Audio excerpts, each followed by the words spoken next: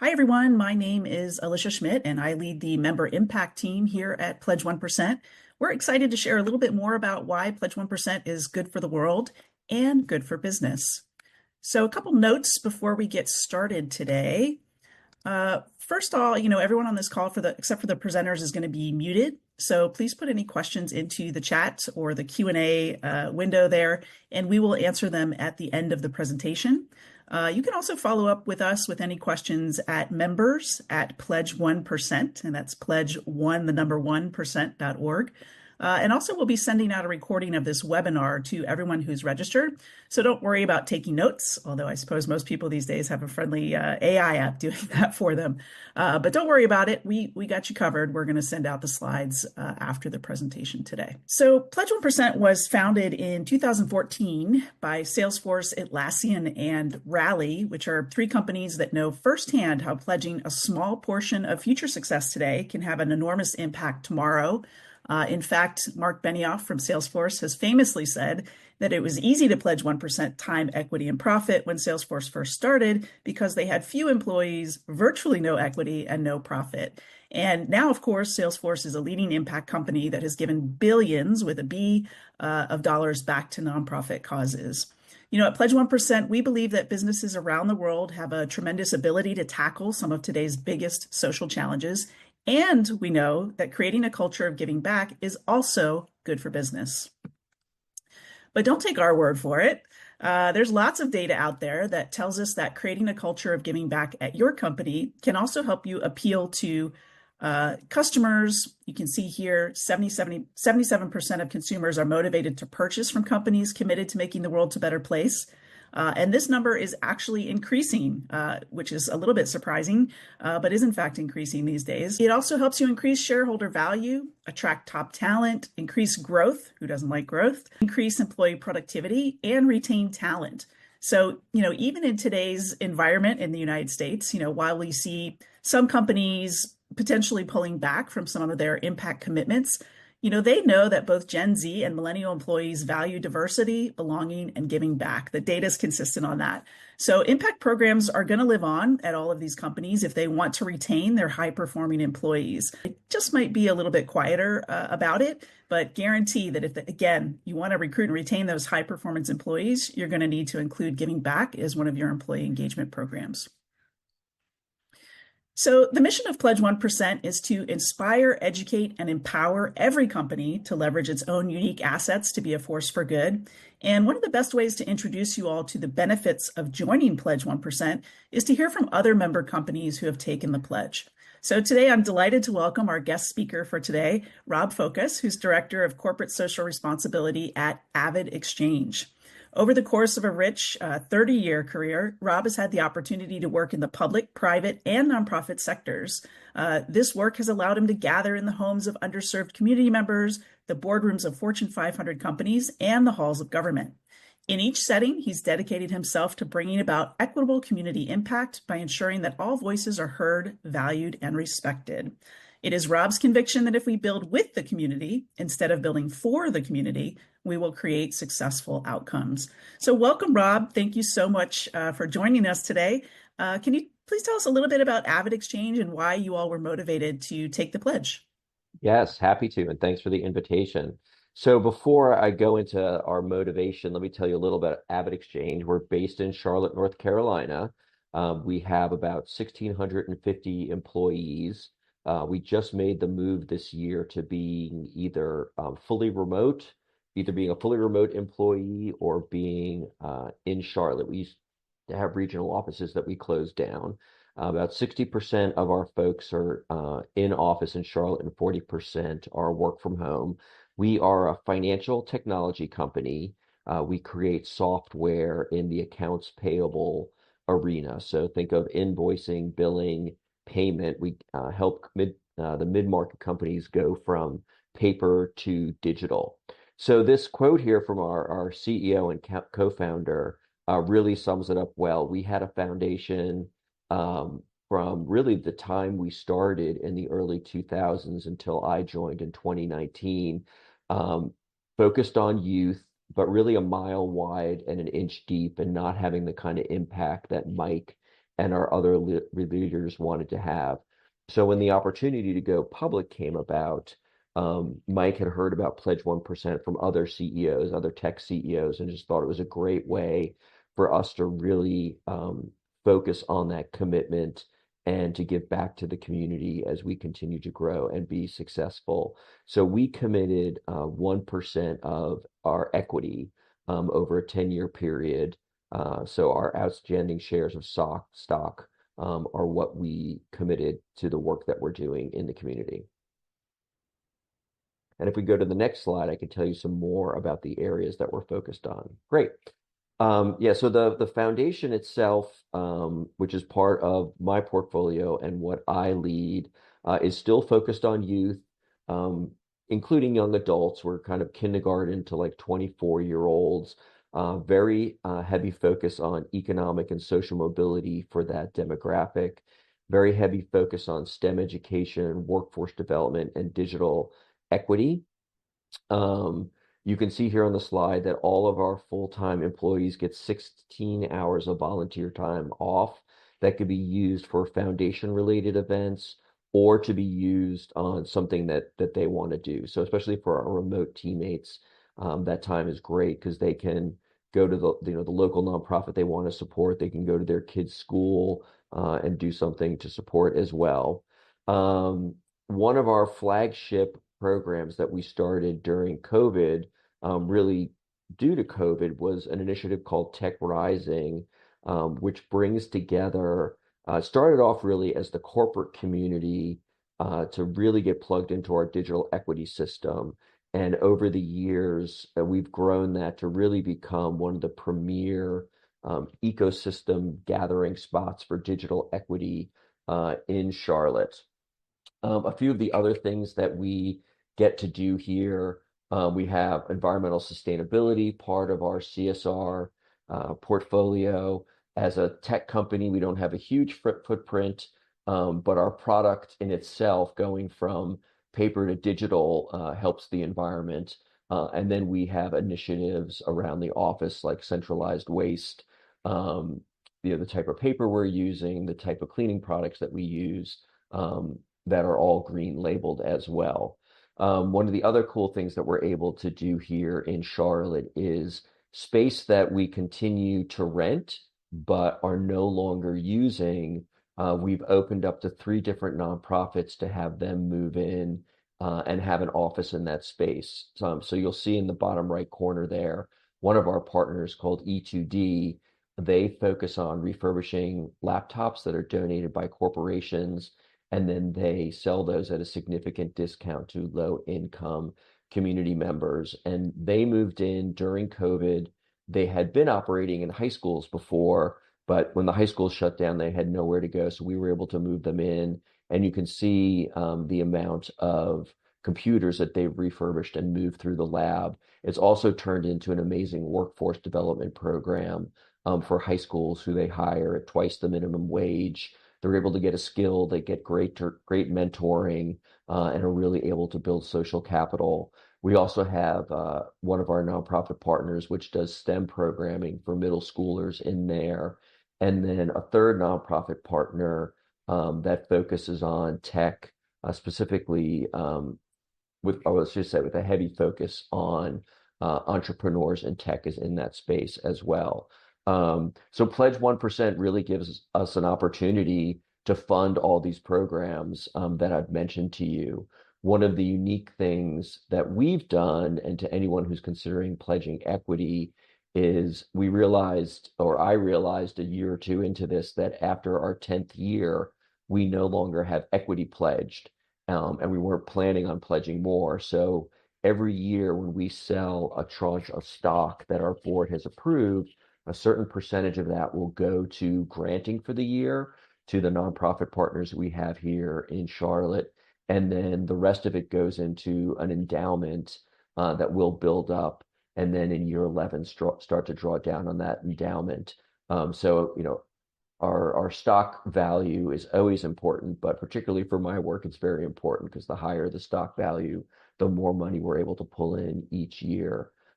for our community engagement and the foundation work that we're doing. I think that's a great problem to have. I think very few companies are so successful that they're still around 10 years later, and their impact programs are still relevant 10 years later. So a terrific problem to have, and I loved how you guys have solved that.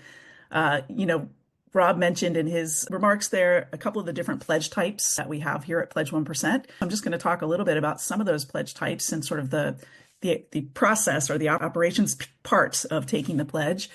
So at Pledge 1%, we have 4 pledge types. You can see here time, which is really employee volunteering, profit, which is pledging a percent of revenue or profit, or a percent of specific product revenue, or employee matching, right? That all comes as a profit pledge.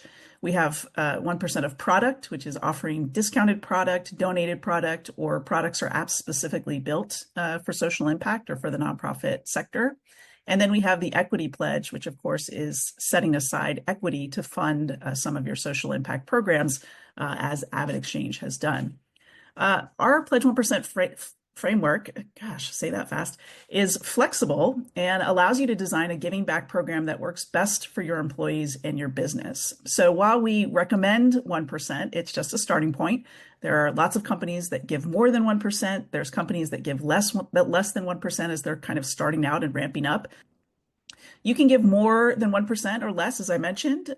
Again, it's all about empowering companies to embed impact into their values to start. So we're not here to slap your hand or tell you that you're not meeting your numbers.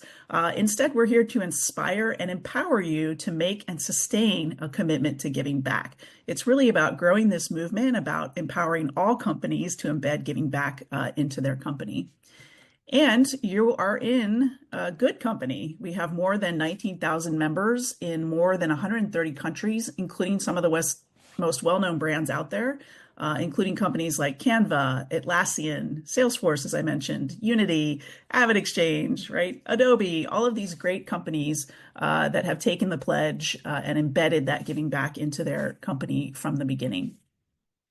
So how do you take the pledge? It's really pretty simple. If you go to our website, there's a big button that says take the pledge. It takes you to our pledge form. You will need to do a couple things prior to taking the pledge. One, just identify someone in your company that will be driving pledge initiatives.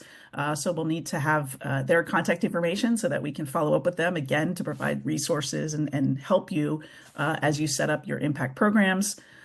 You want to make sure that your founder or CEO has approved of joining the pledge. We will just send them a little congratulatory email saying congratulations for taking the pledge. And then, we encourage you to join a Pledge 1% onboarding welcome call and meet the rest of the community team and understand the resources that are available to you as a pledge member. So speaking of resources, once you become a member, you'll have access to our Pledge 1% community, which includes learning paths. Again, we want to do that enablement piece. You can leverage your peers to sort of learn more about other programs and get inspired by what other companies are doing in the space. Ask questions, get answers, get resources, again, here in our Pledge 1% community. So today was meant to be just a short introduction to Pledge 1% and encourage you to find out more and get more information from us. But right now we want to turn it over to questions. If you have questions for me and or Rob, if you can go ahead and put them into the chat window or the Q&A window there, we'll take them as they come in. And while we are waiting for those questions, to see if anybody have questions, I'm curious, Rob, what kind of advice you might share with other social impact leaders or folks that are just starting out, how they can best embed impact into their teams? Yeah, I think, well, it depends, of course, on the structure and size of your organization, but I think figuring out how to really make it part of the culture is crucial to what you want to do. I sit on our larger talent team, but within that, I sit on our culture team. So we wanted to make sure that when, current teammates or folks or, teammates that are looking at us or prospective clients, they understand that community engagement, Pledge 1%, the foundation work is crucial to our culture. And that really starts at the top with our CEO, with the other senior leaders of the company. A great way, for example, that we really made sure people knew about the importance this year was at our big leadership kickoff in the beginning of the year, which was 2.5 days. That half day, I put on a panel with some of our nonprofit partners talking about their work and our work with them. But then we did a 2-hour volunteer event with 4 different nonprofits. So those 200 senior leaders were there, got to see the CEO, got to see our president talking about it, and then actually rolling up their sleeves and putting sandwiches together and building kits. So it's just, it can't be something that lives in a silo. It's really important that it's fundamental to what your company is doing and to its purpose. That's great. I love thinking about CEOs in their, I was going to say suits, but CEOs don't really wear suits anymore, I guess. Yeah, very few of them, In their hoodie especially in the making tech sandwiches. space. Yes. Yeah, in their hoodie making sandwiches. I'm curious a little bit. You mentioned that you have a Tech Rising program around digital equity. There's this new little thing called AI that everybody's talking about. I'm Yep. curious if you could talk a little bit about how you all are thinking about sort of enabling your community around AI and kind of if you can share any plans that you might have there. Yeah, so AI is fundamental to the work that we're doing now as a company, which it is for so many. And I don't think there was one presentation during our leadership kickoff that didn't talk about how AI is being incorporated into the work from the product to the customer experience. But then part of Tech Rising, what we did last year, the theme around that summit was the impact, kind of good and bad, of AI in the digital equity ecosystem. And we had a great conversation with corporate leaders and community members about what they were seeing, what they expected. And then this year, the Tech Rising Summit's on May 5th, where it's held at Honeywell, which has their headquarters here in Charlotte. And it's again an AI theme. This time it's focused on really cybersecurity risks that folks are seeing from AI. And again, we've got community members, we have folks from the police department, from the FBI, and we have corporate CIOs who are going to be part of that as well. So, the other thing we did as part of last year's summit, and hopefully this year's as well, is that we were able to bring together at an event corporate teammates who work in the AI space with leaders of nonprofits to help them understand AI and think about, what prompts can we help you write that will make your work easier. So we really saw the opportunity and the threat to our nonprofit community and jumped in as a larger community to address that. That's incredible and so important, right? That our nonprofits can work more effectively, especially in today's environment where maybe their funding sources are a little bit more challenged, and so they need to Yeah. work more efficiently and more effectively. So great to hear that. We do have a quick question here from Christine. Thanks for the helpful overview. Can you share more on the Pledge 1% community? How do companies come together to discuss best practices? So great question, Christine. As I mentioned, we do have a community, online community. Both we have an online community that's for all members, and then we have another group of leading impact companies that we call our builder members, and they have a private community where they also come together to discuss best practices and do thought leadership. So we have a couple of online communities. That particular builder community also has convenings 4 times a year. So we bring people together both in person and virtually to have those conversations. Jen asked, how do you measure the success of your programs? Another great question. So last year we did an all-member survey where we essentially asked people to self-report if they are fulfilling their pledge. Eventually, we would like to collect more information from those companies to determine, how many hours, how much dollars, right, are they giving? But at this point, it's mostly just, are we actually effectively inspiring companies to take the pledge, and are those companies following through on that commitment? So that's kind of the basic measurement of our success. Obviously, we have some internal measures of success as well, but just in terms of how we're doing, if you go back to our slide with the numbers on it, you can see we also measure success by how many dollars we ignite through equity pledges and other forms of impact. So you can see there 3 billion ignited with our efforts to encourage companies to give back. Any other questions? Any questions for Rob out there? So Jen would love to hear how Rob measures and communicates success of his programs too. Sorry if I took that question away from you, Rob, there. No, Uh, no problem.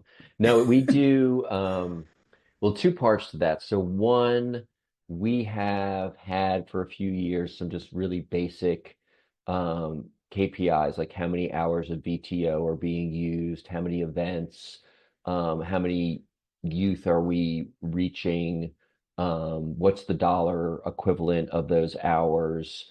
I feel like I'm forgetting one other.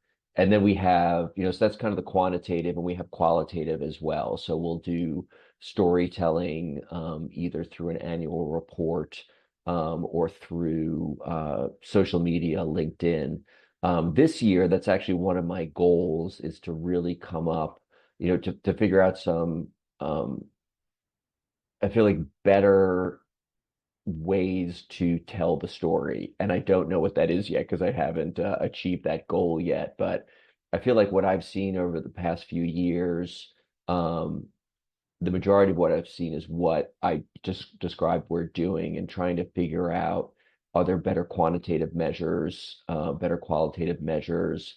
One of the things we did last year with one of our nonprofit programs was to hire basically a data analyst to help us come up with KPIs. And then at the end, help us assess whether we met them. So there were several surveys that were done. So, I'm not sure if it's the survey route, but it's a great question, one that I feel like is perpetually asked by people in our space. How are you really demonstrating that impact? I don't want to move away from what we've done because I think the quantitative is important and the qualitative is really important. But I still feel like there are some other ways out there that would resonate with people. I'm just not sure what they are yet. Yeah, I think on the qualitative piece to drill down on that a little bit, being able to do a program, and I'll give you an example. We brought two nonprofits together here in Charlotte. One, Do Greater, who I mentioned, so they're doing entrepreneur work with youth, and then another called 100 Gardens that does aquaponic labs in schools. They put together a program where the kids took an entrepreneur course that was based on producing and then selling the leafy greens that they were growing. And then they held a farmer's market in our headquarters, which is right around the corner. Um, and we put video together. We had testimony from the kids. It was kind of like a little mini movie. Actually, the final product hasn't come out yet, or else I'd send it in. But that is something that just really drives home the impact, especially when you have these little kids talking about how much they love learning about putting together a business plan and a marketing plan, and then coming and being able to sell it. So I definitely don't want to move away from that because I think that's what really speaks to people and really tells the story well. If Rob can share some insights of designing grant programs sponsored through the Equity Pledge. So do you mean when you say um, just specific programs like the one I designed, or just kind of much larger, how are we doing our granting? Let's see if we get a response to that. If we don't, I'll just answer what I think you're asking. So on designing grant programs, what we did, so we're not a huge company. I'm now a one-person office. When I started, we were two, and then that person left and they didn't backfill the position. I now do our granting program by invitation only. So we've got our three pillars that we focus on, and then I, look to see what different nonprofits are doing in the community, talk to colleagues about who they've worked with, who's had success, and then I'll sit down, I'll set up a meeting with that nonprofit, or sometimes nonprofits just reach out to me, really understand what they're doing. The leader of those organizations is really important. The success of the organization is going to really live or die based upon the leadership. And then, we talk about doing a program together since, we don't have, for example, we have Bank of America here in town. We don't have a Bank of America sized budget. We'll talk with them about the type of programs that they're thinking of doing or how we can support.